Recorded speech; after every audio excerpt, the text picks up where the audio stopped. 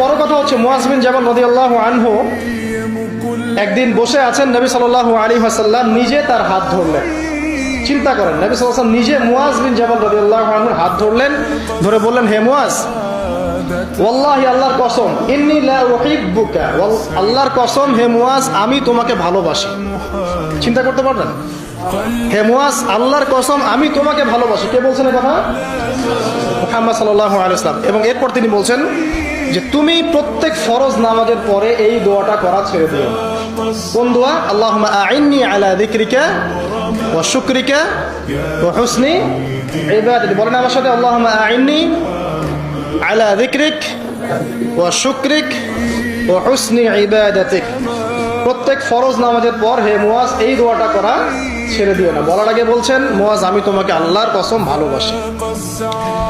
মুয়াজ বিন জাবাল রাদিয়াল্লাহু আনহু সেই সাহাবী যাকে নবী সাল্লাল্লাহু আলাইহি ওয়াসাল্লাম তার গাধার পিঠে বসিয়েছেন।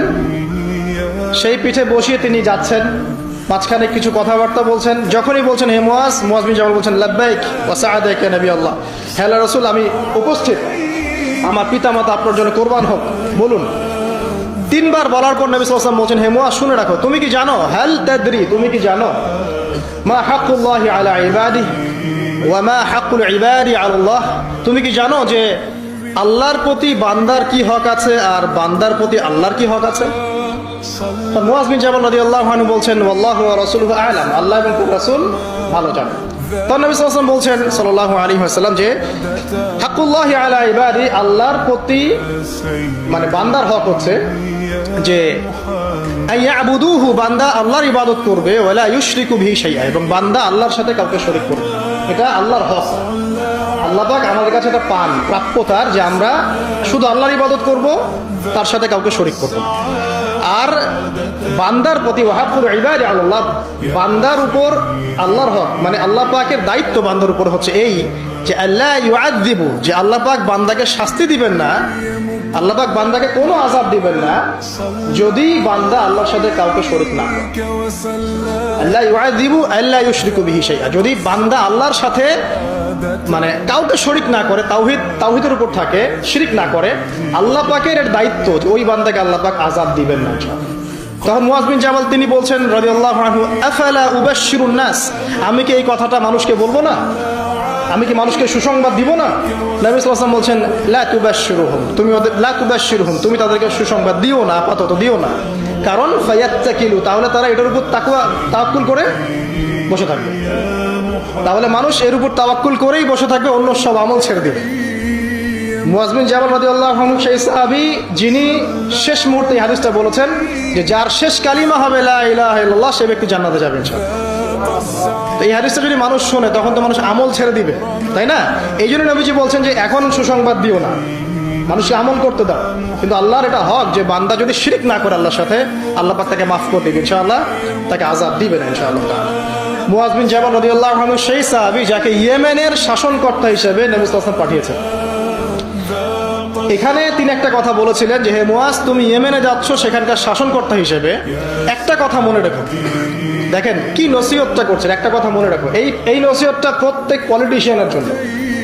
আল্লাহ পাক যাকেই ইকোনমিক সেক্টর হোক, পলিটিক্যাল সেক্টর হোক, সোশ্যাল সেক্টর, যেখানে আল্লাহ পাক দায়িত্ব দিয়েছেন বা ক্ষমতা দিয়েছেন, তাদের সবার জন্য এই নসিহত। কি নসিহত?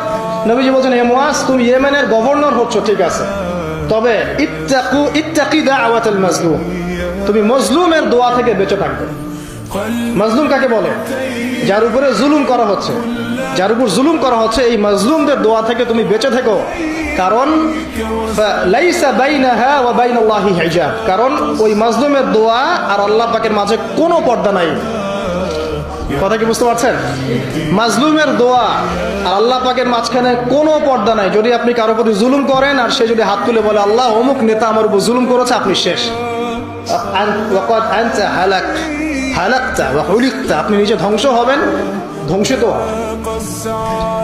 মানে আপনি যদি কারোর প্রতি জুলুম করে ফেলেন আপনার ক্ষমতার বলে, এবং সে যদি আল্লাহর কাছে অভিযোগ পেশ করে, আপনি শেষ, ধরা। কারণ এই মাজলুমের দোয়া আর আল্লাহর মাঝখানে কোনো কথা নেই।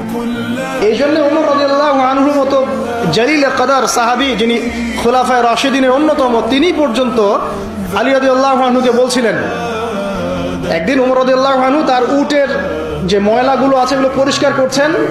অ্যাজ এ প্রেসিডেন্ট তিনি উটের ময়লা পরিষ্কার করছেন। তখন আলী রাদিয়াল্লাহু আনহু দেখে বলছেন, ইয়া আমিরুল মুমিনিন, আপনি পরবর্তী খলিফাদের জন্য কত কঠিন দায়িত্ব ছেড়ে যাচ্ছেন।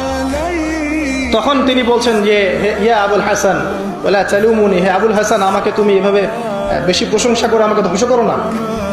কারণ আমি ভয় করি যে ইরাকের ফোরাত নদীর কিনারায় যদি কোনো মেষপালক বা ছাগলের বাচ্চা পর্যন্ত না খেয়ে মারা যায়, আমি ভয় করি আল্লাহ পাক সেজন্য আমাকে জবাবদিহি করাবে। আর আমি তো আর আপনাদেরকে ম্যাচ করে দেখাতে পারবো না যে এই যুগে কি চলছে আর ওই যুগে কি চলতো। কি চলে না এখন? সবই চলে। আইনের ফাঁক ফোকর, জেনা, আপনার ঘুষ, আপনার দুর্নীতি, আপনার মাদক, আপনার প্রতারণা, অন্যের সম্পদ আত্মসাৎ, কি চলে না ভাই? এবং এগুলো যে চলে, এই চলাগুলোকে আমরা স্বাভাবিকভাবে নিয়ে নিয়েছি, মানে এগুলো হয়। ঘুষ দিতে হয়, দুর্নীতি করতে হয়, ওকে 10 টাকা খাওয়াতে হয়, তাকে 5 টাকা, তাকে 2 টাকা, এটা কমন ট্রেন্ড আমাদের কাছে। শুধু একটা মৃত্যু বাকি আছে, খালি কবরও যান, দেখবেন একটা দিনের হিসাব কেমন করে দেওয়া লাগে, এক একটা মাজলুমের কান্নার হিসাব কেমন করে দেওয়া লাগে। আবু যর রাদিয়াল্লাহু আনহু এই জন্য বলতেন যে আমি দায়িত্ব থেকে ভয় পাই, আমি ভয় পাই যে কেউ আমাকে দায়িত্ব দিবে। কারণ নবীজি আমাকে বলেছেন, যদি তোমাকে 2 জন ব্যক্তির দায়িত্ব দেওয়া হয় তাহলে তোমাকে ছুরিবিহীন জবাই করে দেওয়া হচ্ছে। আর আমরা এখন দায়িত্ব নেওয়ার জন্য মুখিয়ে থাকি, আমাকে দেন, আমি ভালো, ও খারাপ, আমি ভালো। দায়িত্বর যখন হিসেব বুঝিয়ে দেওয়া লাগবে আল্লাহর কাছে, তখন আপনি কান্না করতে করতে শেষ হয়ে যাবেন। বিশ্বাস হচ্ছে না? অপেক্ষা করতে থাকেন। এই যে বড় বড় বিশ্ব নেতাদেরকে দেখছেন না, পরকালে এদের আকৃতি হবে পিঁপড়ার মতো। এই জাতটা যদি এরা জুলুম করে থাকে, পরকালে পিঁপড়ার মতো আকৃতি হবে এদের। অন্ধকার ছেয়ে থাকবে এদের উপরে, পুলসিরাতে আটকা পড়ে থাকবে। যত মানুষের হক নষ্ট করেছে সবাই এর দিকে আঙুল তুলে থাকবে যে আমার এই করেছে, আমার সেই করেছে, আমার এই দেয়নি, আমার সেই দেয়নি। দেখেন, বাস্তব দেখবেন চোখ দিয়ে ইনশাআল্লাহ। আল্লাহ পাক তো বলছেন, ওয়ামা আদরাকা মা ইয়াউমুদ্দিন, তোমরা জানো যে কিয়ামত দিবস কি? সুম্মা মা আদরাকা মা ইয়াউমুদ্দিন, আবার বলছি তোমরা কি জানো না কিয়ামত দিবস কি? যেদিন কোনো মানুষ, কোনো নফস, কোনো নফসের যাররা পরিমাণ উপকার করতে পারবে। তারপর কি? ওয়াল আমরু কি ইয়াউমাইযিন লিল্লাহ, সেদিন আমর বা সমস্ত দায়িত্ব শুধুমাত্র আল্লাহর হাতে। যাই হোক, আমি ওইদিকে যাচ্ছি না, শুধু এতটুকু বলবো, প্রত্যেক পলিটিশিয়ানের জন্য একটা নসিহত, যেটা মুআজ বিন জাবাল রাদিয়াল্লাহু আনহুকে নবীজি করেছেন। হে মুআজ, ইয়েমেনের গভর্নর হচ্ছে হও, তোমাকে শাসন কার্য দেয়া হয়েছে, আলহামদুলিল্লাহ, তবে ইত্তাকি দাওয়াতাল মাজলুম, মাজলুমের দোয়া থেকে বেঁচে থাকো। কারণ ফালাইসা বাইনাহা ওয়া বাইনাল্লাহি হিজাব, কারণ মাজলুমের দোয়া আর আল্লাহর মাঝখানে কোনো পর্দা থাকে না। ব্যাস একটা নসিহত আপনার জন্য যথেষ্ট। এবার সামনে আসেন, মুআজ বিন জাবাল রাদিয়াল্লাহু আনহু সেই সাহাবী যিনি আরেকটা বিখ্যাত হাদিস বর্ণনা করেছেন। এটা বলে শেষ অন্যদিকে যাচ্ছি।